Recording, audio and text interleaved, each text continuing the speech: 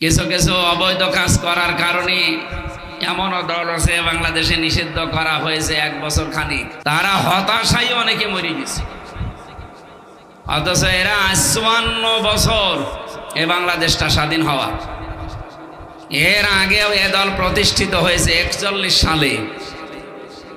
তৈরি হওয়ার পর থেকে জুলুম, নির্যাতন, অত্যাচারের শিকার, ডাইরেক্ট ইনডাইরেক্ট। আর যত তহমত এই দলের উপরে দেওয়া হয় সবগুলো বানোয়াট, মিথ্যা, আর ওদের সব দুর্বিসন্ধি। এমনকি রাজাকারের যে তকমা লাগিয়েছে এইটাও 100 ভাগের 98 ভাগ মিথ্যা। যদি 2-1 থেকেও থাকে অন্য দল থেকে এসে এখানে যোগ দিয়েছিল, আপনি দেখেন যারা এই তকমা লাগায় তাদের রাজাকারের সংখ্যা তালিকা অনুযায়ী 1040 জন।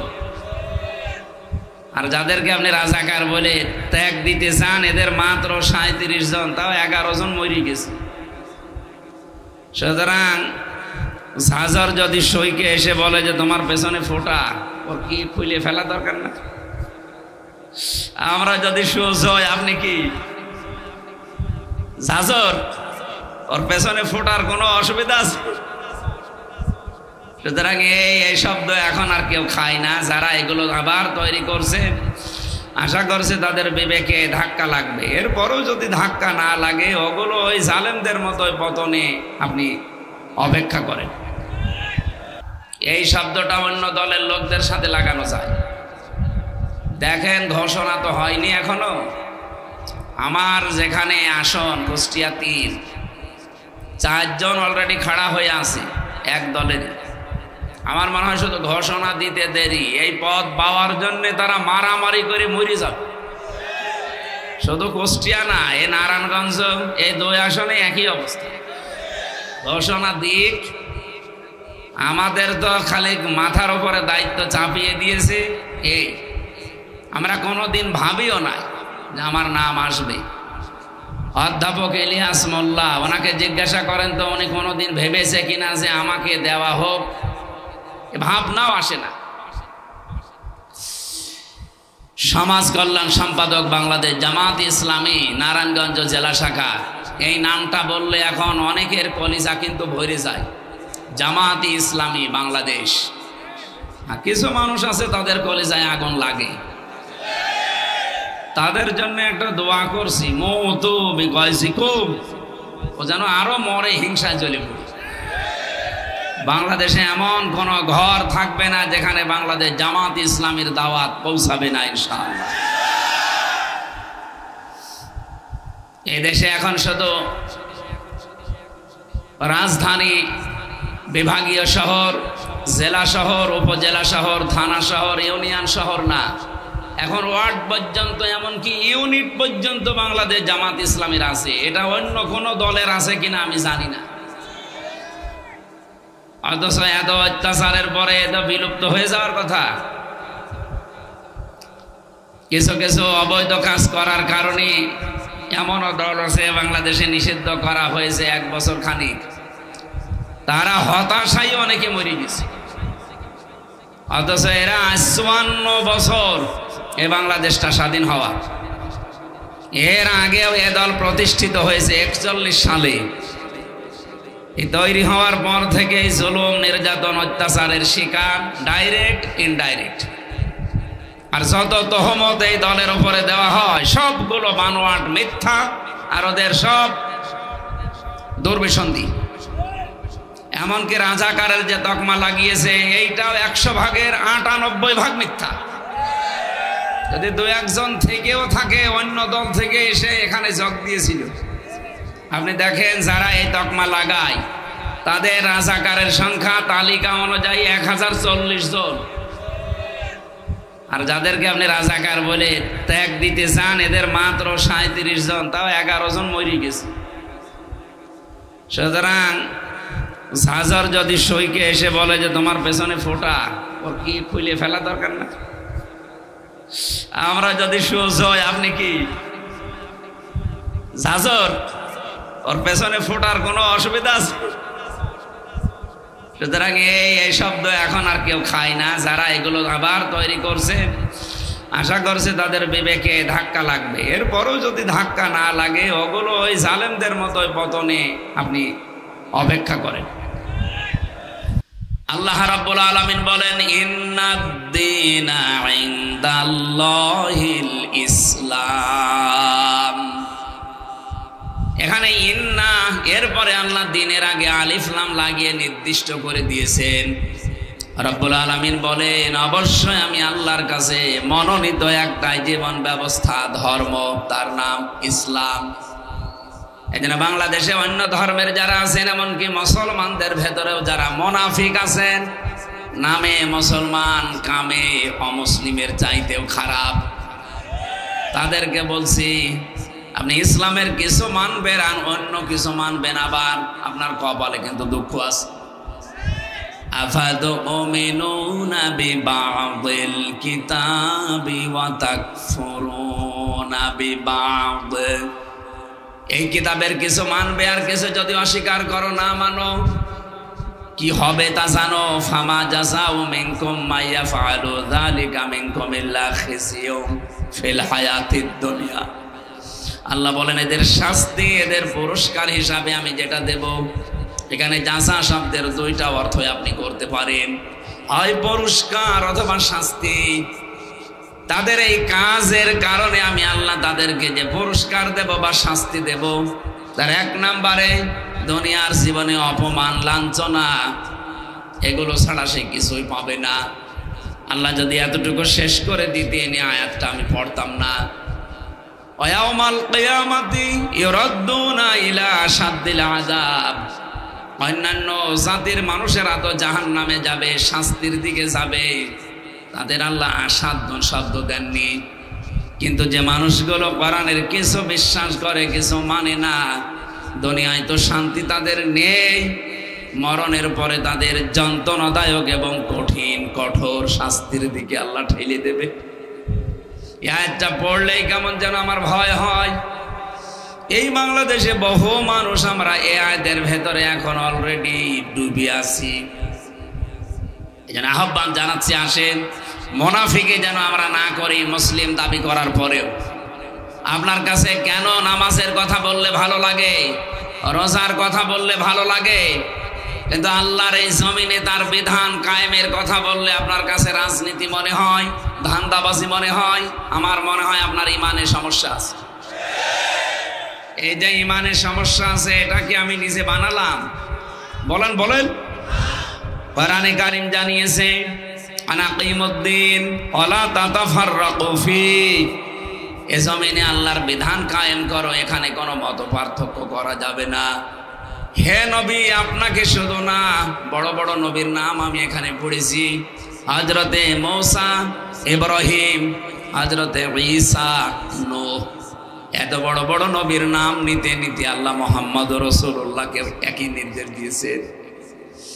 আমার এই ছোট্ট জীবনে আমি যত নবীর জীবনী পড়েছি, শুধু 2 জন নবী বাদ দিয়ে কোন নবীর জীবনীতে আমি দিন কায়েম ছাড়া অন্য কিছু পাইনি। হযরত আদম আলাইহিস সালাম এবং সুলাইমান নবী, এই 2 জন বাদ দিয়ে যত নবীর জীবনী আমি পড়েছি, প্রতিটি নবীকে আল্লাহ ডাইরেক্ট ইনডাইরেক্ট এই আদেশ দিয়েছিলেন, আন আকিমুদ্দিন, যে আমার বিধান কায়েম করো। হ্যাঁ, হে নবী, আপনি এই রাস্তায় মানুষকে ডাকেন, ভালো করে শোনেন। আজ আমরা নামাজের কথা, রোজার কথা, পাশাপাশি দিন কায়েমের কথা বললে যারা রাগ করেন, যাদের মন খারাপ হয়, যারা রাজনীতি মনে করে অন্যদিকে চলে যান, যারা মনে করেন এরা আমাদের মতো ধান্দাবাজ, তাদেরকে বলছি, কাবুর আলাল মুশরিকিনা মা তাদউহুম ইলাই। হে নবী, আপনি যেদিকে মানুষকে ডাকেন, আসো আল্লাহর বিধান কায়েম করি, এটা শুনলে সবচাইতে বেশি মন খারাপ হবে, রাগ করবে মুশরিকরা। কারা? বলেন বলেন।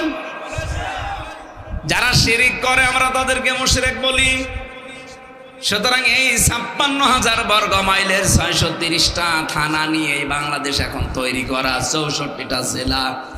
আল্লাহর কসম, যারা দিন কায়েমের কথা শুনলে মন খারাপ হয়, রাগ করেন, আপনি বুঝবেন আপনার দ্বারা কোনো না কোনো ভাবে শিরিক হচ্ছে।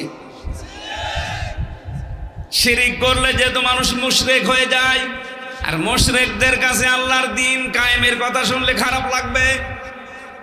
এটাকে আমি নিজে বানালাম? বলেন বলেন। এখন যদি প্রশ্ন করেন, কয় আমার তো দ্বারা শিরিক হয় না, আপনি টের পাচ্ছেন?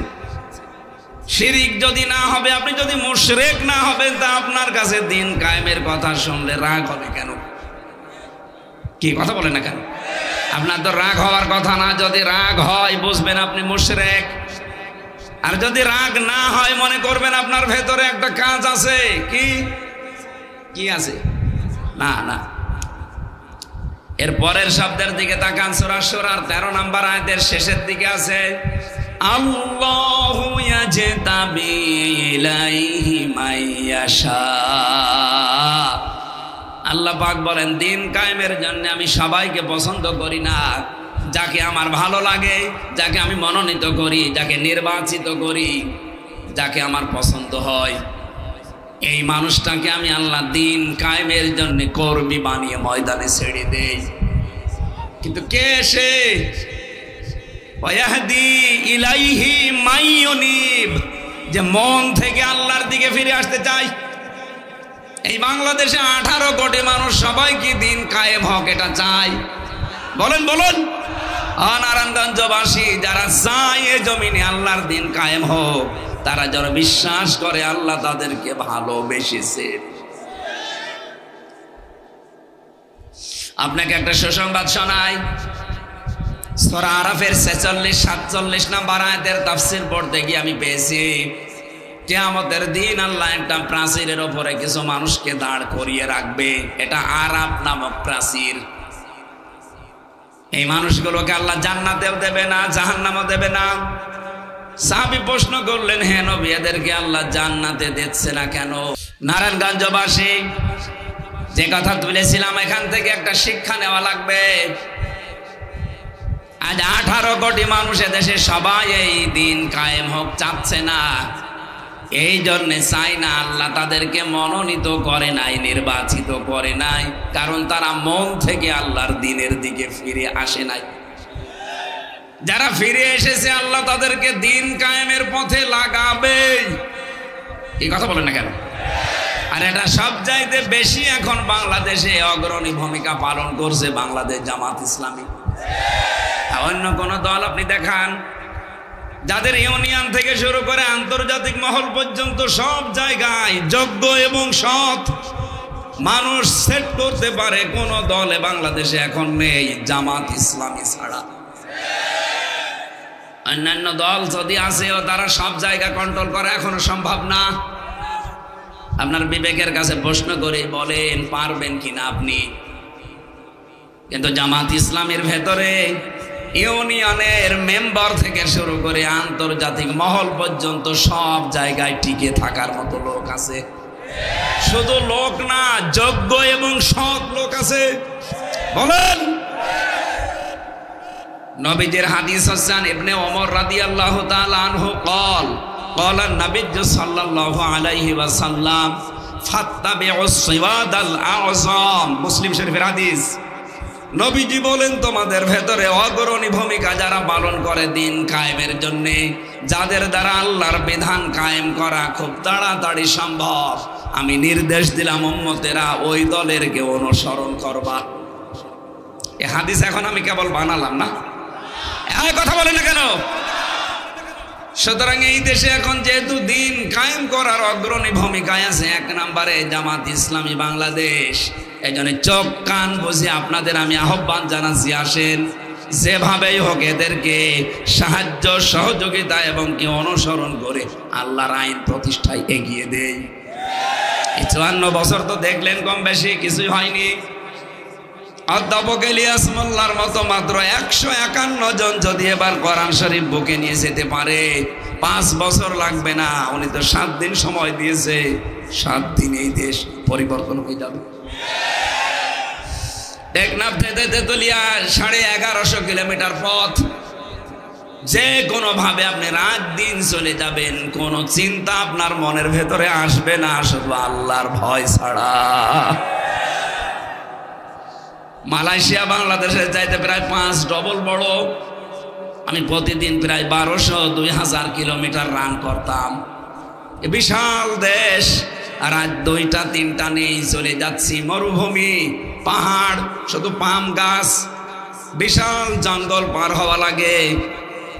ড্রাইভার আমারে বলছে রাত 2টা বাজে, কোনো ভয় নেই হুজুর, শুধু আল্লাহ ছাড়া আমাদের সামনে কেউ নেই। আমরা তো এরকম একটা দেশ চাই। কথা বলেন না কেন? আজকে আমি কুষ্টিয়া থেকে খুব বেশি হলো 30 কিলো এসেছি, এরপরে গাড়িটা নষ্ট হয়ে গেছে। আমি আর একজনকে নিয়ে আসলাম আসার সময়, যে ড্রাইভার, ওর বাড়িও কুষ্টিয়া। ওরে বললাম যে আমরা নামিয়ে দিয়ে আপনি চলে যান, ওইটা গাড়ি সারা হয়ে গেলে আসবে। উনি আমারে নামিয়ে দিয়েছে এখানে 9টা 25-এ। খাবার খেয়ে নামাজ পড়ে চলে এসেছি। ওনারে বললাম আপনি চলে যান, ভয় পাচ্ছে। বলছে না, আমি রাতের বেলা কুষ্টিয়া যাব না, এখানে কোনো জায়গায় থাকবো, ফজরের আজান দিলে বের হব। এখনো কোন দেশে আমরা আছি আপনি টের পাচ্ছেন? সুতরাং আমরা চাই মালয়েশিয়া যেমন চলছে, ও দেশে তো আল্লাহর বিধান পুরোপুরি চলে না, তাই এত নিরাপত্তা তারা দিতে পেরেছে। আমার এখানে যদি আল্লাহর বিধান পুরোপুরি কায়েম হয়ে যায়, আপনি দেখবেন বাংলাদেশে একটা মিনি জান্নাত হয়ে গেছে। জোরে বলেন আলহামদুলিল্লাহ। এই দৃশ্য আমরা দেখতে চাই চর্মচোখে। আপনারা চান না? কথা বলেন, চান না? এটা শুধু চাওয়াই শেষ। হাদিস ছিল কি, ফাত্তাবিউস সিরাতাল আযম, যারা দ্রুত ইসলাম কায়েম করতে পারে তোমাদের ভেতরে, তাদেরকে অনুসরণ করো। এই নির্দেশ রসুলের। আর রসুল্লাহ কোনো কথা বলে না যতক্ষণ আল্লাহ তাকে না বলে। এই কথা বলেন না কেন? সুতরাং এই নির্দেশ সরাসরি আপনি কার? এরপরও যদি কারো বিবেকে এটা না গ্রহণ করে, যান, আপনারা ছেড়ে দিলাম, আপনি চলে যান। ওই যে চলে যাচ্ছে, যান। নারায়ণগঞ্জবাসী, সুতরাং এই আয়াতটা পড়লে যেমন আমার ভয় হয়, আপনার শুনলেও তো ভয় হওয়ার কথা। যে দুনিয়ায় আমি কিছু মানলাম আর কিছু মানলাম না, দুনিয়াতে তো আমার শান্তি নেই, স্বস্তি নেই, নিরাপত্তা নেই। আর মরণের পরে আল্লাহ যেমন তেমন আযাবে না, ইলা আশাদ্দিল আযাব, কঠিন এবং যন্ত্রণাদায়ক আযাবের দিকে নিয়ে যাবে। বলেন নাউযুবিল্লাহ। যেই কথা বলছিলাম সূরা আরাফের এই উদ্ধৃতি দিয়ে, যে আপনাকে আল্লাহ জান্নাতে দিচ্ছে না। সাহাবী বললেন কেন দেবে না? নবীজি বললেন জান্নাতে দিচ্ছে না এই কারণ এই লোকটার সব ভালো ছিল, মা বাবার সাথে সম্পর্ক ভালো ছিল না। বলেন তো এরকম মানুষ দেশে এখন নেই? বলেন বলেন। এজন্য আমরা যা করি, মা বাবার সাথে সম্পর্ক ঠিক রাখা দরকার। সিস্টেম অপর পৃষ্ঠায় দেখুন। সাহাবী বলেন, হে নবী, আপনি যে বললেন এদেরকে আল্লাহ জাহান্নামেও দেবে না, কারণ কি? বিশ্ব নবী বলেন এদের জাহান্নামে দেবে না একটা মাত্র কারণ, তারা জমিনে দিন কায়েমের আন্দোলন করত। সুতরাং হাদিস দ্বারা আপনাদের সুসংবাদ দিচ্ছি, যে চলে যাচ্ছে যাক, আমার কোনো আফসোস নেই, কারণ আল্লাহ সবাইকে দিন কায়েমের জন্য মনোনীত করে না। আপনাকে আগে মনোনীত হওয়া লাগবে। আর এমনি এমনি আপনি মনোনীত হবেন না, আপনি এমনি এমনি নির্বাচিত হবেন না। আপনাকে আগে মন থেকে ফিরে আসা লাগবে আল্লাহর দিকে। আল্লাহ এই মন দেখে আপনাকে দিন কায়েমের জন্য নির্বাচিত করবেন। সুতরাং এই দেশে আমরা যারা দিন কায়েমের জন্য অ্যাক্টিভ কাজ করি, আল্লাহর কসম দিয়ে বলছি, আপনি আর যাই হোক জাহান্নামে যাওয়া লাগবে না। জোরে বলেন সুবহানাল্লাহ। জাহান্নামে যদি যাওয়া না লাগে, ওদিকে আবার জান্নাতেও যাওয়া যাচ্ছে না, একটা ঝামেলা হয়েছে। এই আরাফ নামক জায়গায় কতদিন থাকবেন নবীজি শেষে আর বলেননি।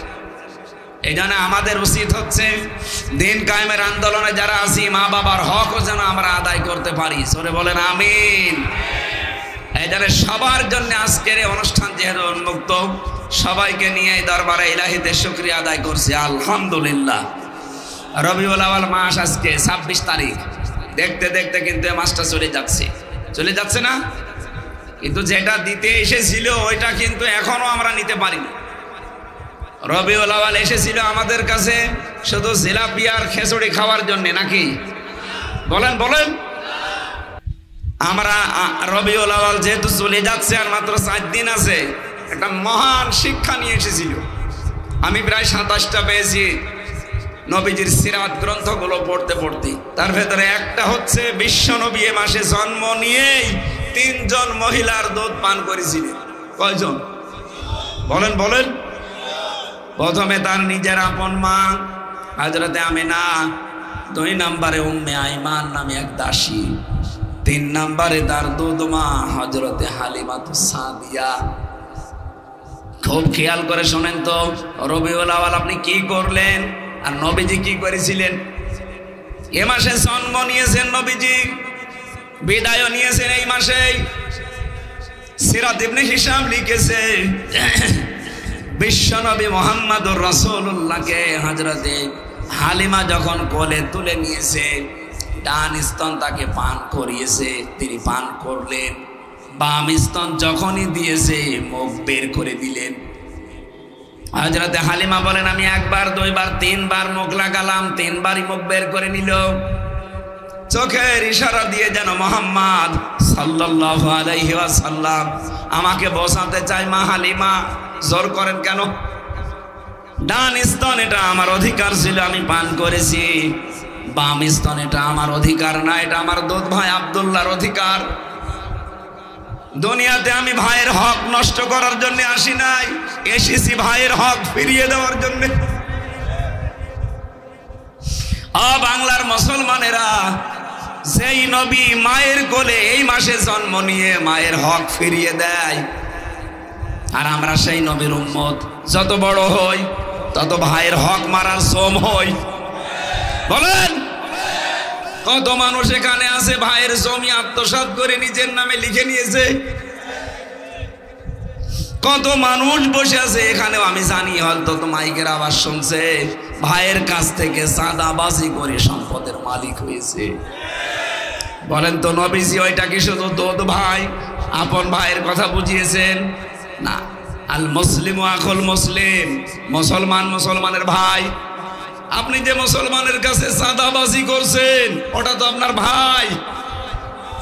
এই নারায়ণগঞ্জে চাঁদাবাজি নেই, এই জন্য টের পাচ্ছেন না।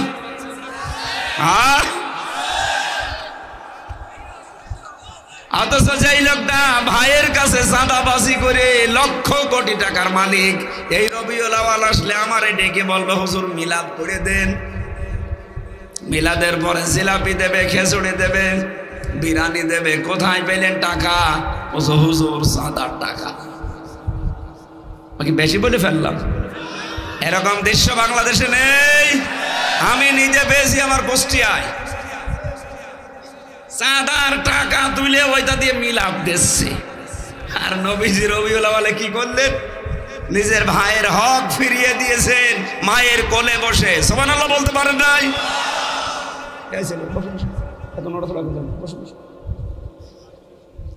এই জন্য আমাদের উচিত হচ্ছে এই রবিউল আউয়ালের এই হক নামে এই শিক্ষাটা নেওয়া। আমার হকের বিস্তারিত কথা শেষের শব্দে থেকে বলবো ইনশাআল্লাহ। সূরা আনাম 51 নম্বর আয়াত, মাত্র একটা আয়াত পড়েছি। দেখি এই আয়াত অনুযায়ী কি করা যায়। যতটুকু আমি পড়াশোনা করেছি এর উপরে আমরা ডেলিভারি দেবো ইনশাআল্লাহ। থাকবেন যারা যারা, শুধু তারা হাত তোলেন তো দেখি। দেখেন তো হাত তোলেনি কে? দেখেন দেখেন, না না ওই যে হাত তোলেনি, তোলেন। অন্তত এই আয়াত শেষ হওয়া পর্যন্ত থাকবেন। কারা হাত তোলেন? তোলেন, হাত তুলে রাখেন, হাত তুলে রাখেন। ঠিক আছে ভাই, বসেন। সূরা আনামের 51 নম্বর আয়াতটা পড়েছি। আল্লাহর ঘোষণা হচ্ছে, ওয়ানজির বিহিল্লাযিনা ইয়াখাফুনা আইয়ুহশারু ইলা রাব্বিহিম। হে নবী, এই কোরআন দিয়ে আপনি ওই সমস্ত মানুষদেরকে সতর্ক করবেন যে মানুষগুলো তার রবের সামনে কিয়ামতে দাঁড়ানো লাগবে এই ভয় করে। আমার মনে হয় এখানে যারা বসে আছেন তাদের ভেতরে এই ভয়টা অন্তত আছে যে কিয়ামতের দিন আমাকে দরবারে ইলাহিতে আল্লাহর সামনে দাঁড়ানো লাগবে। বলেন বলেন, এতটুকু আল্লাহ শেষ করেননি, ভয়াবহতা বলছেন আল্লাহ। লাইসা লাহুম মিন দুনিহি ওয়ালিয়্যুন ওয়ালা শাফি', সেখানে তাদের জন্য কোনো সুপারিশকারী, কোনো অভিভাবক থাকবে না। এতটুকু বলে আমার আল্লাহ বলতে চান লাআল্লাহুম ইয়াত্তাকুন। এই কথা শোনার পরে হয়তো এই মানুষগুলো তাকওয়া অবলম্বন করবে। এই শব্দটা সেই জন্মের পর থেকে আমরা শুনেছি, কিন্তু কি এটা? এই যে ইয়াত্তাকুন, এই শব্দটা নিয়ে আজকে আমি ব্যাখ্যা করার জন্য বসেছি। সবার জন্য আজকের আয়াত না, যেহেতু কিয়ামতের ময়দানে তাদের রবের সামনে দাঁড়ানো এই টেন্ডেন্সি যাদের ভেতরে আছে, কোরআন দিয়ে সতর্ক করলে তাদের কাজ হবে। এ কথা কার? বলেন বলেন। ফাযাক্কির বিল কুরআনি মান ইয়াখাফু ওয়াঈদ, so admonish and or by the holy Quran him who fears my threat. নবী, আপনি কোরআন দিয়ে সতর্ক করলে তাদের কাজ হবে যে মানুষগুলো আল্লাহর ধমকের ভয় করে।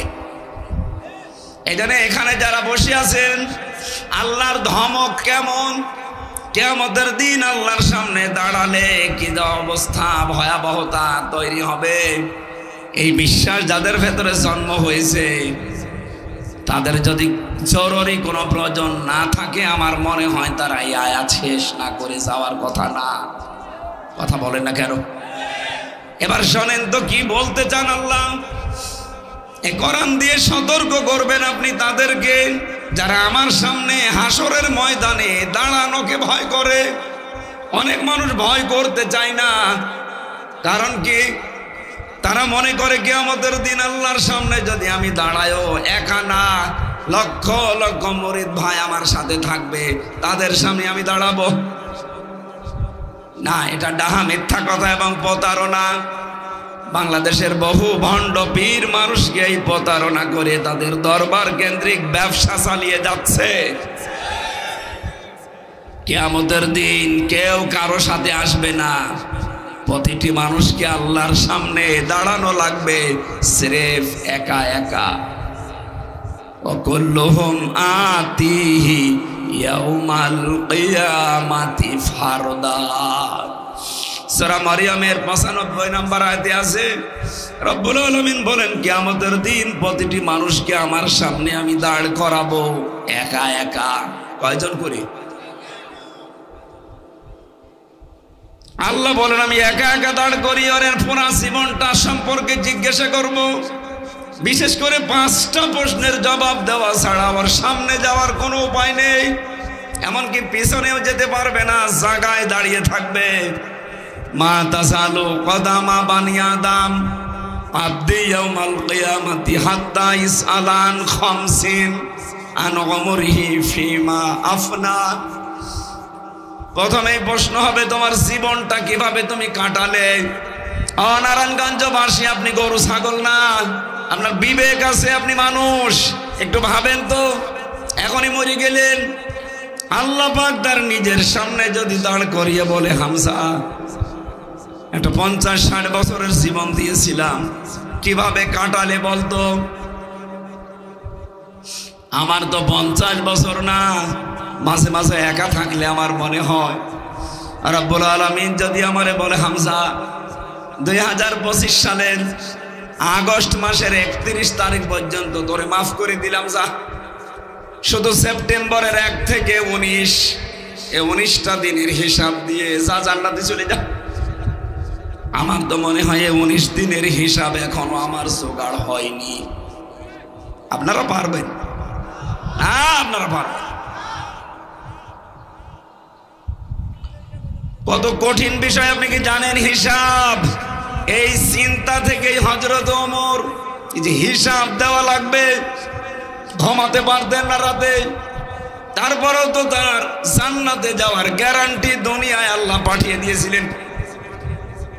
এই জায়গার মানুষ যদি এই চিন্তা করতে পারে যে কিয়ামতে আমি কি জবাব দেব, তাহলে আমাদের চিন্তা ভাবনা কত বেশি হওয়া দরকার আপনি বলেন। এই টেন্ডেন্সি যতদিন পর্যন্ত মানুষের ভেতরে বদ্ধমূল না হবে, সে যদি আকাশ দিয়ে উড়িয়ে যায় তারপরেও তার দ্বারা আপনি দুর্নীতি বন্ধ করতে পারবেন না। এইটা আগে তৈরি হওয়া লাগবে। কিয়ামতে আল্লাহর সামনে আমাকে আল্লাহ দাঁড় করিয়ে প্রথমেই জিজ্ঞাসা করবে আমার পুরা জীবনটা নিয়ে। খলিফাতুল মুসলিমিন হযরতে আবু বকর সিদ্দিক রাদিয়াল্লাহু তাআলা আনহু এই টেন্ডেন্সি তৈরি হওয়ার কারণে কি করেছিলেন দুনিয়ায়, তার জীবনীতে পড়লাম। তার সন্তান আব্দুল্লাহ একবার তার মায়ের কাছে এসে বলে, মা আমি একটু পায়েস খেতে চাই। স্বামীকে ডাক দিয়ে বললেন, স্বামী আপনি তো দেশের দায়িত্বে আছেন, ঘরে তো ওই রকম খাবার নেই, ছেলেটার আশা যে পায়েস খাবে, আপনি একটু বাইতুল মালের খাজানসি যিনি অর্থমন্ত্রী তারে বলেন কিছু টাকা দিতে। উনি গেলেন, যাওয়ার পরে বলছেন আগামী মাসে যে বেতন পাবো ওই টাকাটা আমারে আগেই দিয়ে দেন। অর্থমন্ত্রী ওই রকম ডাক দিয়ে বলে, খলিফা আগামী 1 মাস আপনি বেঁচে থাকবেন সেই গ্যারান্টি আপনার আছে। আগামী 1 মাস জনগণ আপনাকে চেয়ারে বসিয়ে রাখবে এই গ্যারান্টি আপনার আছে। আপনার যখন কোনো গ্যারান্টি নেই, আপনাকে আমি 1 মাসের অগ্রিম বেতন দেবো কোন কারণে? যান বেতন নেই। উনি বাড়িতে আসলেন, স্ত্রীকে বললেন না সম্ভব না, এই বলেছি বাইতুল মাল থেকে। স্ত্রী বলে ঠিক আছে।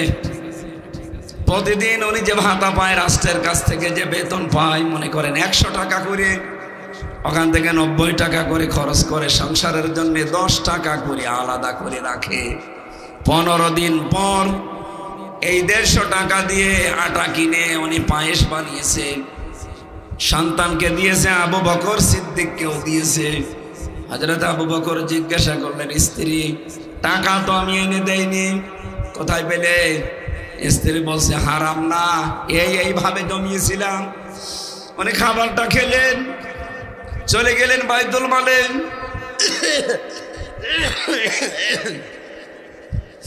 অর্থমন্ত্রীকে ডাক দিয়ে বলে, ভাই আগামী মাস থেকে আমার 2800 টাকা দিলেই চলবে, 3000 টাকা দেওয়া লাগবে না। কেন? কারণ আমি চিন্তা করে দেখলাম 2800 টাকা হলেও আমার সংসার চলে, জনগণের এই টাকা নিয়ে আমি বেতন নেই, 200 টাকা আমি কেন বেশি নেব? কিয়ামতের দিন এই 200 টাকার জন্য আমার জবাব দেওয়া লাগবে। এটা রেকর্ড হচ্ছে, এখানে যদি একজন মানুষও না থাকে আমার অসুবিধা নেই, তামাম পৃথিবী চলছে। হে পৃথিবীর মানুষেরা, হে বাংলার মানুষেরা, আমরা এইটা চাই।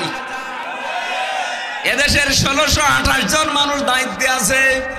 এই মানুষগুলো যদি হযরত ওমরের, আবু বকরের এই টেন্ডেন্সি নিয়ে দেশটা চালাতে পারে, আল্লাহর কসম বাংলাদেশ মিনি জান্নাত হয়ে যাবে। কিয়ামতের এই ভয়াবহতা মানুষকে মানুষ বানিয়ে ফেলে। আল্লাহর সামনে দাঁড়ানো লাগবে, এটাতে কত বড় কঠিন কথা আপনি টের পাচ্ছেন। এবার আমি কাবা শরীফ থেকে আসার সময়, এটা কিছুদিন আগে এসেছি, মসজিদে নববীতে, মসজিদে নববীর ইমাম যিনি, খতিব যিনি, আমি সেই দিন আসলাম, তার আগের দিন জুমার দিন ছিল। উনি এলেমের বরকতের উপরে, ফজিলতের উপরে কথা বলছিলেন।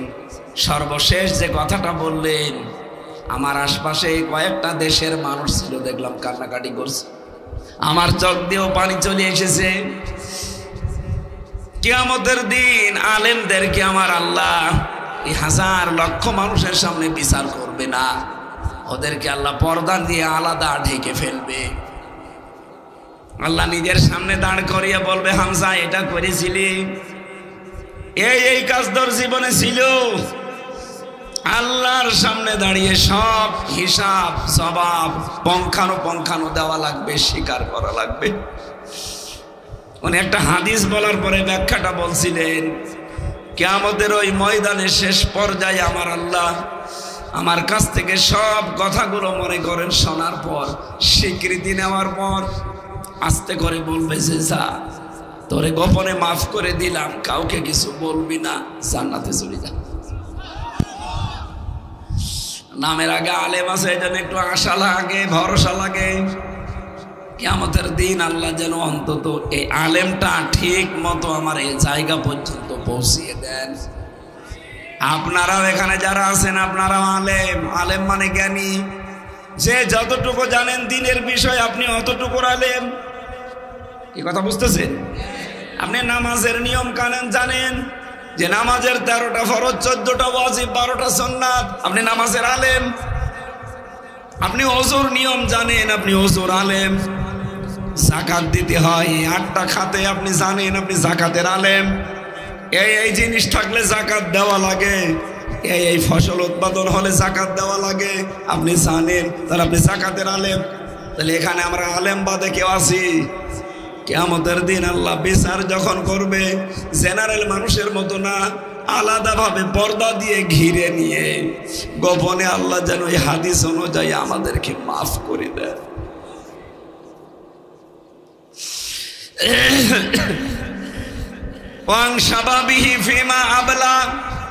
নবীজি বলেন, দ্বিতীয় প্রশ্ন আল্লাহ করবে, একটা যৌবন দিয়েছিলাম, কোথায় কাটিয়েছিস বল? ও বাংলার যুবকেরা, কোন দিকে দৌড়াচ্ছেন? ফাইনা তাযহাবুন ইন হুয়া ইল্লা যিকরুল লিল আলামিন। আসেন, আল্লাহর কোরআন বিশ্বের মানুষের জন্য উপদেশ। আজ অন্যান্য জেনারেল দলে যারা মানুষের তৈরি করা আইন কায়েমের জন্য চেষ্টা চালান, যৌবনটা নষ্ট করছেন। আসেন, বিবেকটা কাজে লাগান।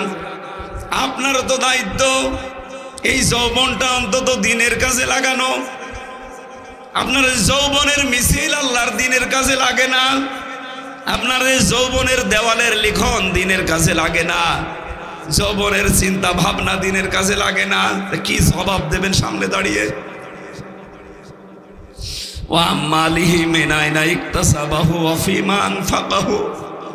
যতটুকু সম্পদ উপার্জন করেছিলে কিভাবে করলে, কোন কোন রাস্তায়, ওইটা বলো। কিভাবে খরচ করেছো ওই রাস্তাগুলো বলা লাগবে। ওয়ান ইলমিহি মাজা আমিলা ফি, যতটুকু জ্ঞান অর্জন করেছিলে এর উপরে কতটুকু মেনে চলতে, ওইটা বলো। কিয়ামতের এই 5টা প্রশ্ন তার সামনে দাঁড়িয়ে জবাব পঙ্খানু দেওয়া লাগবে। আপনি এখন থেকে জীবনের হিসাব মিলিয়ে বাড়ি যান। লাইসা লাহুম মিন দুনিহি ওয়ালিয়্যুন ওয়ালা শাফি,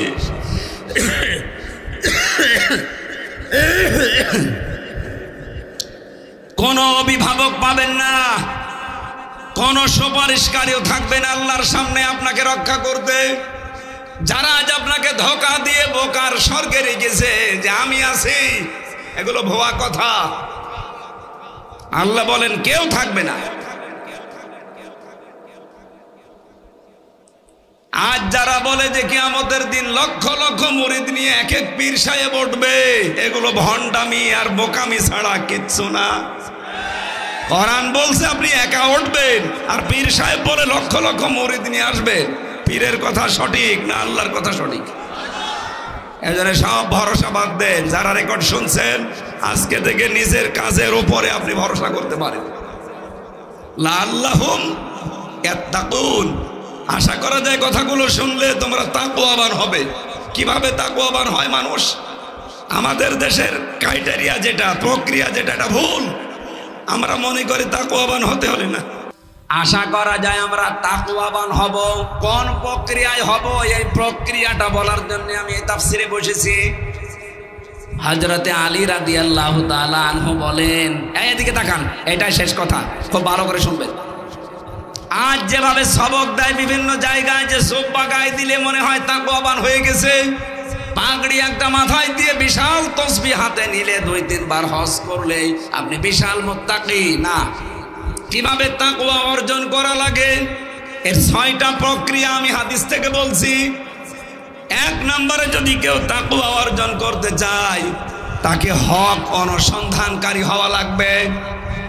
কি? আরো জোরে বলেন। ওই যে নবীজি রবিউল আউয়াল মাসে কি আদায় করেছিলেন? আপনাকে অধিকার সম্পর্কে সচেতন হওয়া লাগবে। আপনি হকের অনুসন্ধানকারী যদি হয়ে থাকেন, যে আমি হক তালাশ করব, তাহলে আপনি মনে করবেন যে আপনি তাকওয়ার অবলম্বনের পথে হাঁটতেছেন। আমাদের জাতির পিতা হযরত ইব্রাহিম আলাইহিস সালাম তিনি হক অনুসন্ধান করছিলেন। আপনারা জানেন না, সূরা আনামের ৭৫ নম্বর আয়াতের বিস্তারিত ব্যাখ্যা দেওয়া আছে। কখনো তারকা, কখনো চন্দ্র, কখনো সূর্য দেখলেই মনে করতেন এইটাই আমার রব হবে। কিন্তু যখন ডুবে গেল বলছে না, এগুলো একটাও আমি ভালোবাসি না, কারণ ডুবন্ত জিনিস আমার পছন্দ না। কি বলেছিলেন ওই দিন? ইন্নী ওয়াজ্জাহতু ওয়াজহিয়া লিল্লাযী ফাতারাস সামাওয়াতি ওয়াল আরদা হানিফা ওয়া মা আনা মিনাল মুশরিকিন। অবশ্যই আমার এই চেহারাকে, আমার এই মন মগজকে ঘুরিয়ে দিলাম ওই আল্লাহর দিকে, যিনি আসমান আর জমিনের উদ্ভাবক। আমি একনিষ্ঠভাবে ঘুরিয়েছি। অমান আমিনাল মুশরিকিন, আমি মুশরিক না। সুতরাং যদি কেউ তাকওয়া অবলম্বন করতে চায়, এই প্রক্রিয়ায় আসা লাগবে। হক খুঁজতে থাকবেন, কোথায় হক পাওয়া যায়। হক অনুসন্ধান করে যদি পাওয়া যায়, ২ নম্বরে আপনার প্রক্রিয়া হচ্ছে আপনি হক কবুল করবেন। আজ আমাদেরকে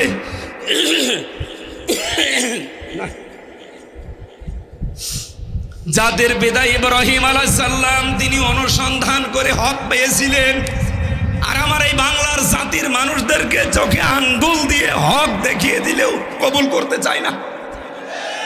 এই কথা বলে না কেন?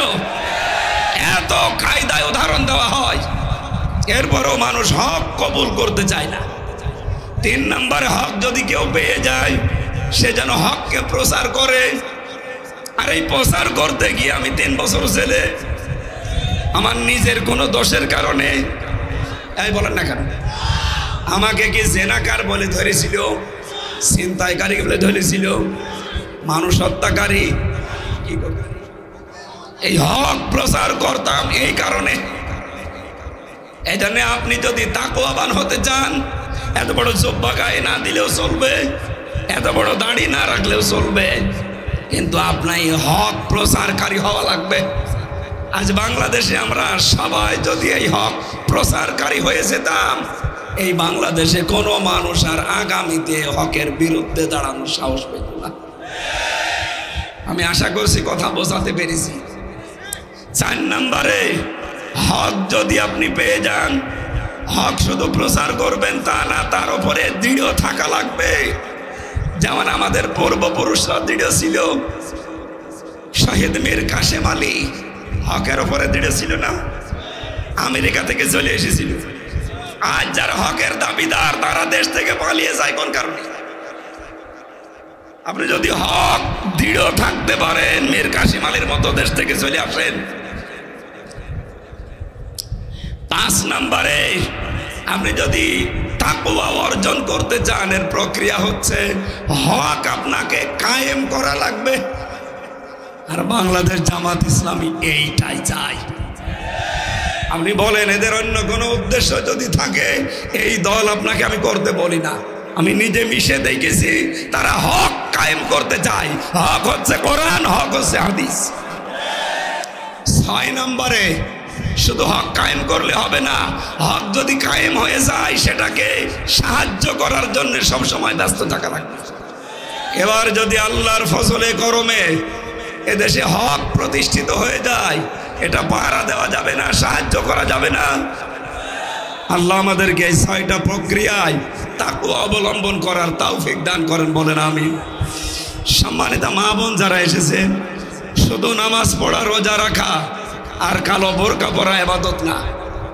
স্বামী যেটা পছন্দ করে ওটা যদি জায়েজ হয়, তাহলে আপনি ওইটাকে পছন্দ করবেন, ভালোবাসবেন। আর যদি জায়েজ না হয়, আল্লাহ রাসূলের বিরুদ্ধে চলে যায়, ও স্বামী না, বাবা না, ছেলে না, কারো কথা মানা যাবে না। এবার সামনে যেহেতু একটা হক আসতেছে, অনেকে মনে করে ভোট ভাটো কি হক? হক না মানে যার হক তার কাছে তার ভোট আপনি পৌঁছিয়ে দেবেন। এই জন্যে আমার ভোট আমি দেব, যাকে খুশি তাকে দেব, এটা জায়েজ নেই। আমার ভোট আমি দেব, আল্লাহ রাসূলের কথা মতো দেব। কথা বলেন না কেন? মা বোনেরা, এই হক আপনি আদায় করবেন, তাহলে তাকওয়ার সর্বোচ্চ জায়গায় পৌঁছাতে পারবেন। কারণ হক এবার কায়েম হলে আমরা সাহায্যের জন্যে অ্যাক্টিভ হয়ে কাজ করবো না। আমার কণ্ঠ সাপোর্ট করছে না।